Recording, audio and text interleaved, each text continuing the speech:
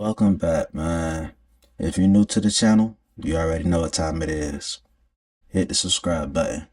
Outside of that, like and leave a comment. But let's get into these vibes. I had a very, very terrible relationship with money.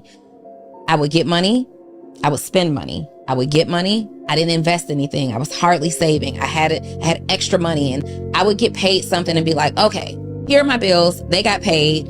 I got $200 left. I can do this. What can I do with this money? The extra money mindset will drive you in debt. You have to give your money instructions. I'm paying bills and more bills are piling up. I'm not prepared for unexpected expenses. I remember getting a flat tire one day and I'm like, God, if it's not one thing, it's another. Like, when will I ever have a breakthrough? When I was making multiple six figures, my habits were like high-end shopping. When I wasn't making high-end money, I thought that because I wasn't in Gucci and Chanel that I was doing better. But it just transitioned from a bunch of high-end spending to a bunch of fast food, eating out, Starbucks, stopping at the gas station to pick up snacks when I don't need them. It wasn't until I realized that with this extra money that's not so extra, I needed to invest it into myself, learning a high income skill set, mentorship and coaching, invest it into things that can pay me back over and over and over again. It wasn't until I had that mindset that I began to rebuild. Yeah, she definitely spoke a lot of truth in that video. Like, finances is definitely important, and if you weak in that category, you should definitely take the time aside and understand where you're messing up and try to correct that. Like, that's definitely important in life. But if you on point with that and you also got a good savings you can put aside, and you to the point where you have a little extra monies to spend, don't go blowing it on nothing that's not worth value. It's not worth it. If it were me, you should go invest in yourself or invest in something that you can probably get a return off of. Good investments towards yourself, I would say something like a mastermind or something like a course or picking up a trade. You know what I'm saying? Because you put your monies towards something like that, it's something that you might enjoy for one. But then on top of that, you're going to be much more motivated to recoup that money off of whatever you're learning. So yeah, man, that's definitely important. If I had to give any financial advice for the day, invest in yourself, man. If you're a 50-50 guy, don't check for the shorty that is looking to be taken care of. I agree. Go holler at the shorty that work at Home Depot. She's more likely to want to go 50-50. No shade. But I'm just saying. Home Depot, though. I'm just saying she's willing to get it out the mud. That's all I'm saying. Right. Certain jobs let you know, like me personally, I wouldn't mind doing 50-50 with a plan in place, because I'm not paying any bills. I'm not doing it. And that's not to say, oh, my money is for me. If I have money, that means if my man is paying all the bills, that means I had more than enough free time to figure out how to invest my money, invest his money, and be saving on the back end. She sound crazy, man. She said she's not paying no bills. On top of that, it leaves her enough space to invest her money. On top of invest his money when he paying all the bills on top of that. And for her to save.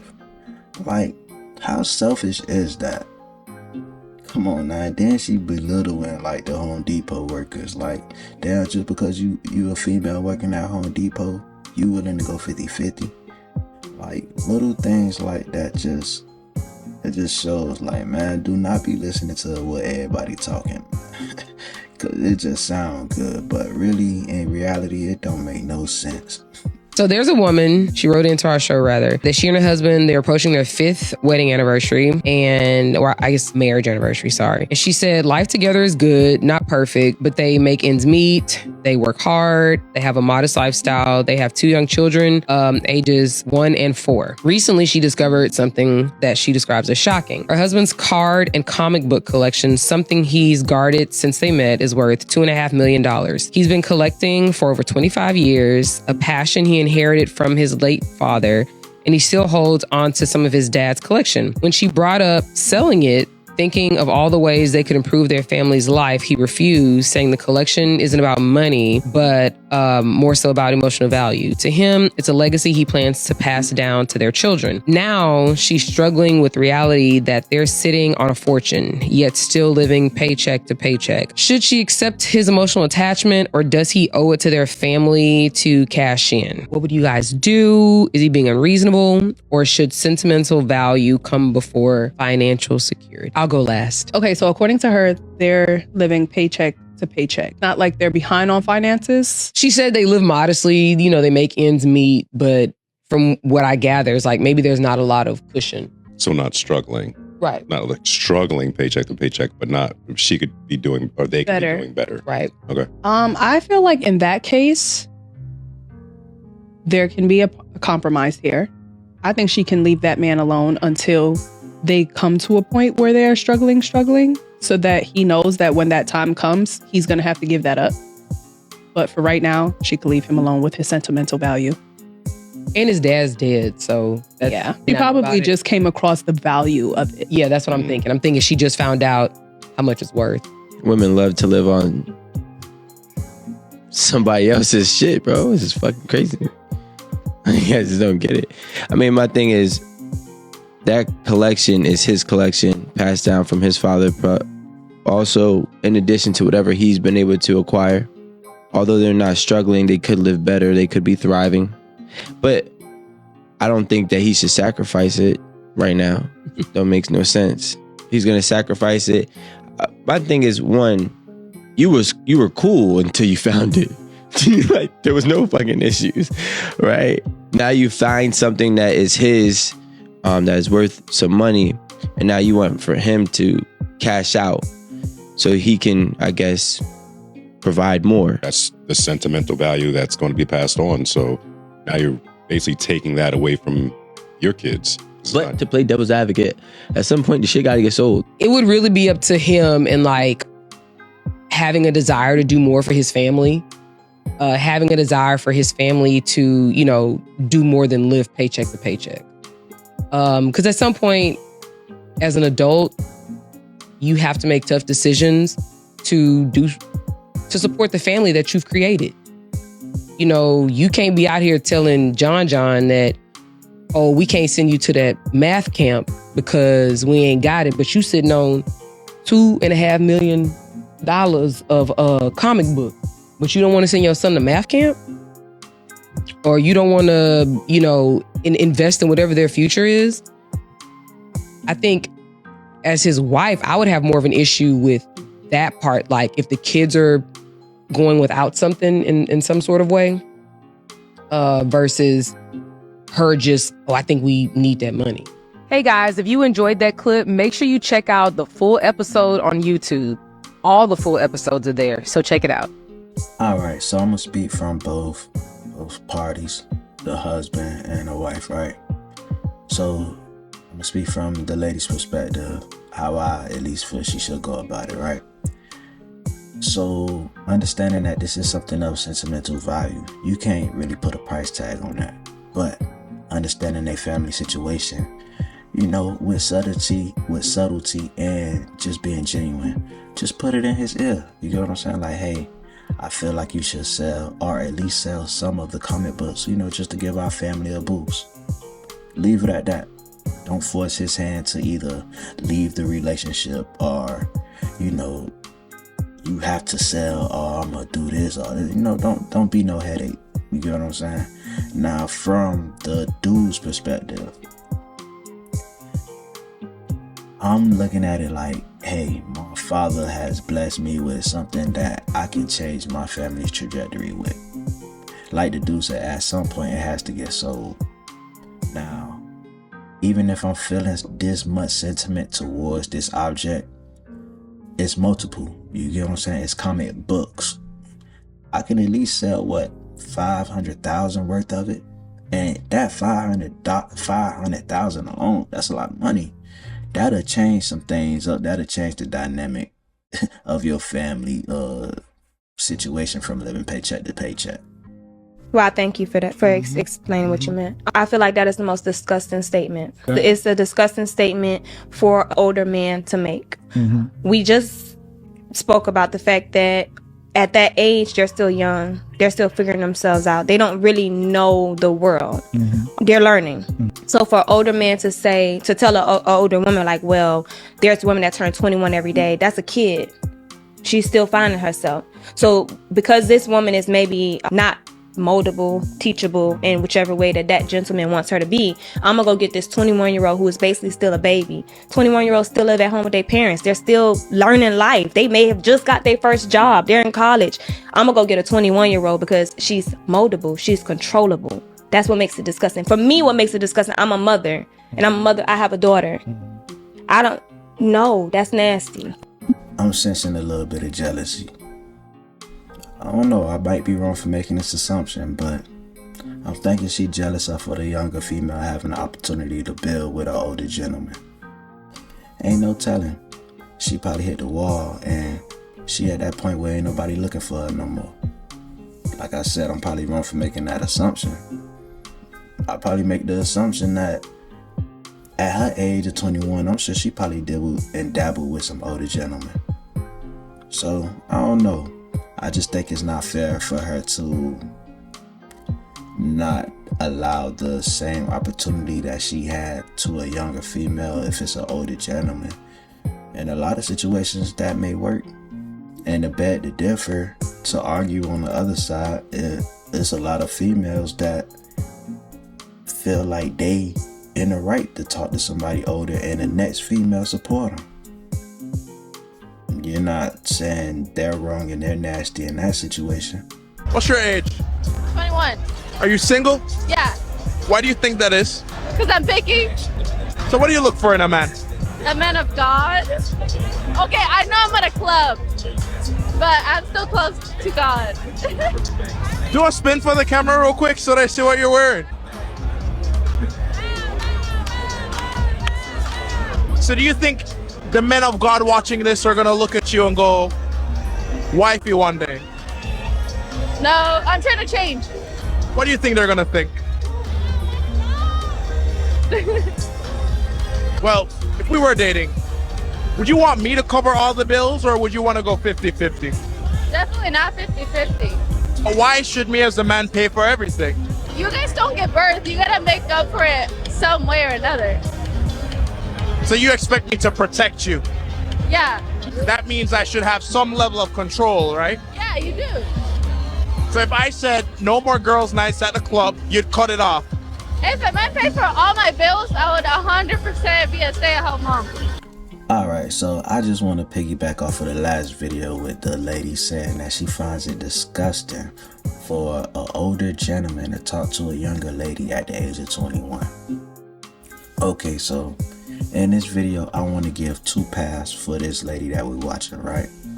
Would you rather her go down the path of being out, nightlife, clubbing, condoning in who knows what, dressing the way she's dressing, speaking the way she's speaking, just that whole for the streets mentality, as we can see?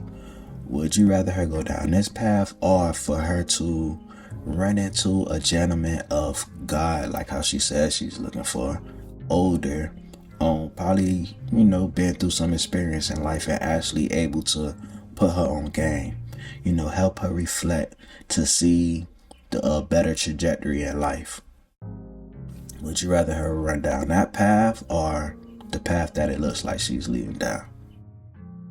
Mothers with teenage daughters that are still in high school, stop brainwashing your daughter to believe that these young boys they're dating who are also still in high school and also still being taken care of by their parents are responsible to make sure that your daughter experiences things that you've never exposed her to as her parent. Yeah, you've never paid $400 and $500 for her play. You've never taken her shopping at any luxury department stores.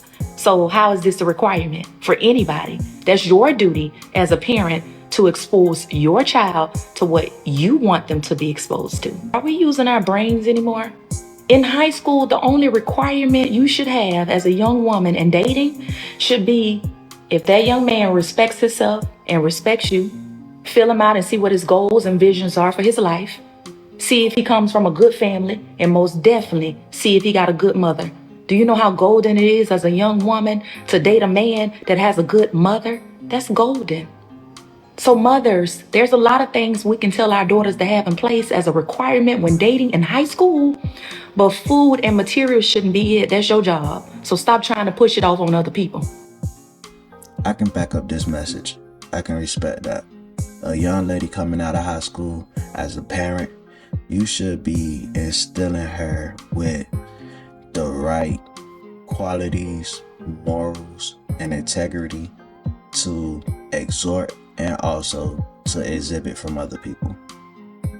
So even by the time she reached 21, she should have that damn near mastered and know how to use discernment on choosing people who she would want to be in her life. Like, okay, I have 3,000 bodies. Like, I kid you not. I have, like, look at me in my eyes when I was speaking to you, bro. I have, like, 3,000 bodies, bro. And it's just in and out. Like, it's just work. Gotcha. It's just work. But, like, in my personal life, for me to be like, yeah, I'm gonna go sleep with a dude, like, I probably have to like him, or, like, we have to be good friends. Right. I actually agree with that one. That's just a sad case. That's just a sad case, man. Golly. Brothers be asking me to send them a text to let them know that I made it home safe.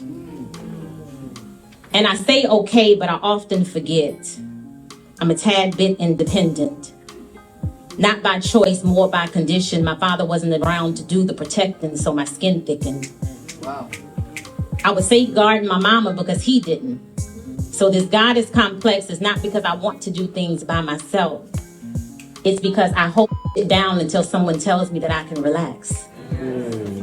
Not just by gesture, but facts. But brothers love to ask me to send them a text to let them know that I got home safe.